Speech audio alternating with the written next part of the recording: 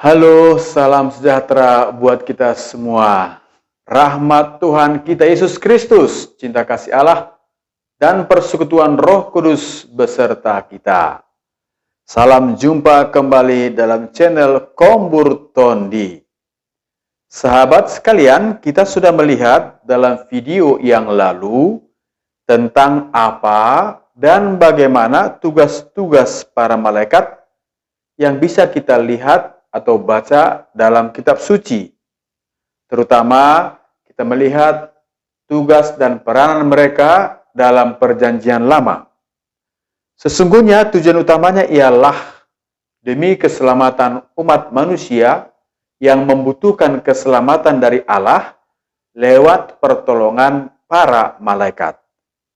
Dan puncaknya ialah malaikat memberikan kabar sukacita kepada Zakaria yang memberitahukan bahwa istrinya akan mengandung dan melahirkan Yohanes sebagai perintis akan kedatangan Mesias, yakni Tuhan kita Yesus Kristus, dan juga kabar malaikat, kabar sukacita Gabriel kepada Maria bahwa dia akan mengandung dari Roh Kudus.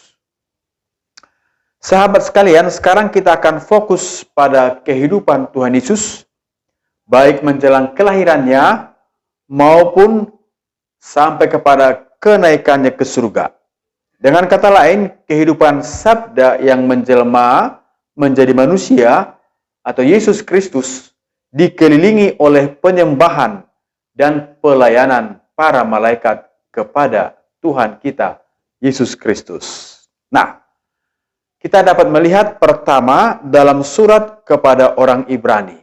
Di situ dikatakan bagaimana Allah sudah berulang kali dan dalam berbagai cara berbicara kepada nenek moyang Israel melalui para nabi. Sebagaimana kita ketahui bahwa Israel adalah bangsa pilihan Tuhan dahulu kala, dan kepada mereka para nabi telah diutus. Tetapi sekarang ini Allah berbicara dengan perantaraan anaknya Tuhan kita Yesus Kristus. Jadi, lama sebelum Yesus lahir di dunia, Allah sudah melaksanakan karya penyelamatan kepada umat manusia lewat para nabi. Dan sekarang Allah berbicara langsung dengan perantaraan putranya Tuhan Yesus. Dan ketika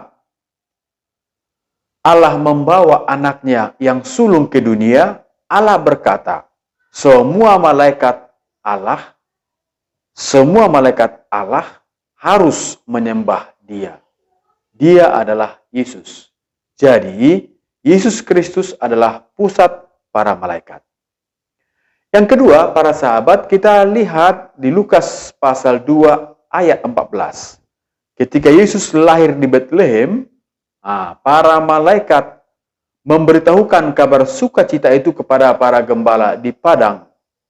Mereka bernyanyi dari langit, kemuliaan bagi Allah di surga, dan damai di bumi bagi orang yang berkenan kepadanya.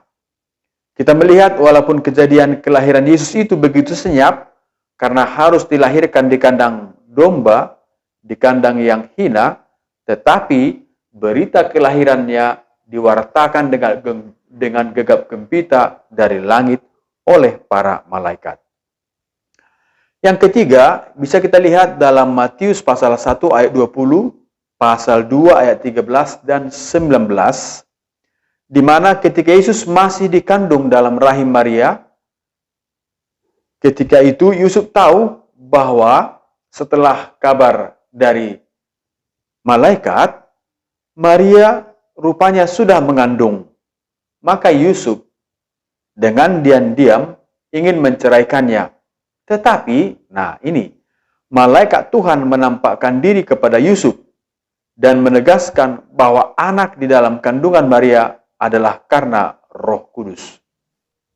Juga setelah Yesus lahir dan ketika dikunjungi oleh orang-orang Majus, setelah mendapat rekomendasi dari Herodes, tetapi dengan maksud untuk membunuhnya jika sudah bertemu nanti dengan Yesus, malaikat Tuhan menampakkan diri kepada Yusuf supaya mereka melarikan diri ke Mesir untuk menyelamatkan anak itu. Juga sesudah Herodes mati, malaikat Tuhan juga menampakkan diri dalam mimpi kepada Yusuf supaya mereka kembali ke tanah Israel. Yang keempat, sesudah Yesus dibaptis di Sungai Yordan, ia pergi ke padang gurun dan tinggal di sana selama 40 hari.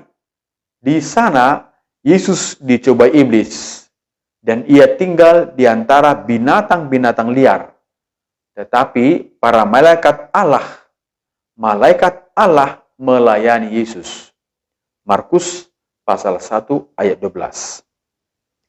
Yang kelima, ketika Yesus sesudah malam perjamuan terakhir, ia pergi bersama murid-muridnya ke Taman Getsemani. Injil Lukas pasal 22 ayat 43. Di sana Yesus berdoa dan merasa tidak kuat sehingga ia berkata kepada Allah, "Ya Bapa, jika Engkau mau, ambillah cawan ini daripadaku. Tetapi bukanlah kehendakku, melainkan kehendak-Mu lah yang terjadi." Apa yang terjadi setelah Yesus mengatakan ini?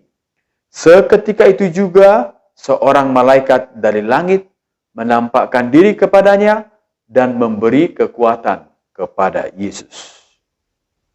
Sahabat sekalian, yang keenam, ketika Yesus masih berada di Taman Getsemani dan sementara para lawannya telah datang mengelilingi dia, salah seorang dari murid Yesus menghunus pedang sehingga telinga hamba imam besar itu putus.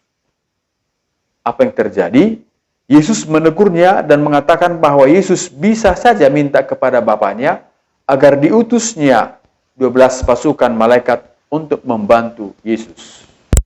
Tetapi itu tidak dilaksanakan oleh Yesus karena Yesus hanya mau melaksanakan kehendak Bapaknya yang di surga. Ketujuh, ketika Yesus bangkit dari maut. Dalam Injil Markus pasal 16 ayat 5 sampai dengan 7 dikatakan demikian. Lalu mereka masuk ke dalam kubur dan mereka melihat seorang muda yang memakai jubah putih duduk di sebelah kanan. Mereka pun sangat terkejut. Tetapi orang muda itu berkata kepada mereka, "Jangan takut, kamu mencari Yesus orang Nazaret yang disalibkan itu. Ia telah bangkit. Ia tidak ada di sini. Lihat, inilah tempat mereka membaringkan dia." Nah, muda atau pemuda yang dimaksud ialah malaikat yang memberitahukan bahwa Yesus telah bangkit dari maut. Yang kedelapan, kita lihat dalam Kisah Para Rasul ayat 1, Kisah Para Rasul pasal 1 ayat 10 sampai dengan 11. Pada waktu kedatangan Kristus, para malaikatnya akan memaklumkan kedatangan Yesus yang kedua kali pada pengadilan yang terakhir. Dalam kitab Kisah Para Rasul pasal 1 ayat 10 sampai dengan 11 dikatakan demikian. Ketika mereka sedang menatap ke langit, waktu ia naik itu, tiba-tiba berdirilah dua orang yang berpakaian putih dekat mereka dan berkata kepada mereka, "Hai orang-orang Galilea, mengapakah kamu berdiri melihat ke langit? Yesus ini yang terangkat ke surga meninggalkan kamu, akan datang kembali dengan cara yang sama seperti kamu melihat dia naik ke surga." Jadi, ini terjadi ketika Yesus naik ke surga dan para muridnya terheran-heran, bingung, gelisah, dan cemas. Dan kemudian datanglah malaikat, dua orang berpakaian putih, memberikan peneguhan pengharapan bahwa Yesus itu akan datang kembali dengan cara yang sama, seperti yang mereka lihat saat dia naik ke surga. Kedatangannya ialah kedatangan kedua kali pada saat pengadilan yang terakhir. Sahabat sekalian, yang kesembilan, para malaikat akan menyertai Tuhan Yesus dan melayani dia waktu pengadilan terakhir. Dalam kitab Matius pasal 25 ayat 31 dikatakan, apabila Anak Manusia datang dalam kemuliaannya dan semua malaikat bersama-sama dengan dia, maka ia akan bersemayam di atas tahta kemuliaannya. Sekali lagi, apabila Anak Manusia datang dalam kemuliaannya dan semua malaikat bersama-sama dengan dia, maka ia akan bersemayam di atas tahta kemuliaannya. Disitulah nanti Yesus mengadili orang yang hidup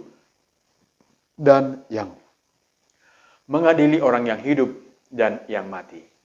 Sahabat sekalian, jadi sudah jelas bahwa sekali lagi fakta malaikat ada sebagai ciptaan Tuhan, ada tetapi tak kelihatan.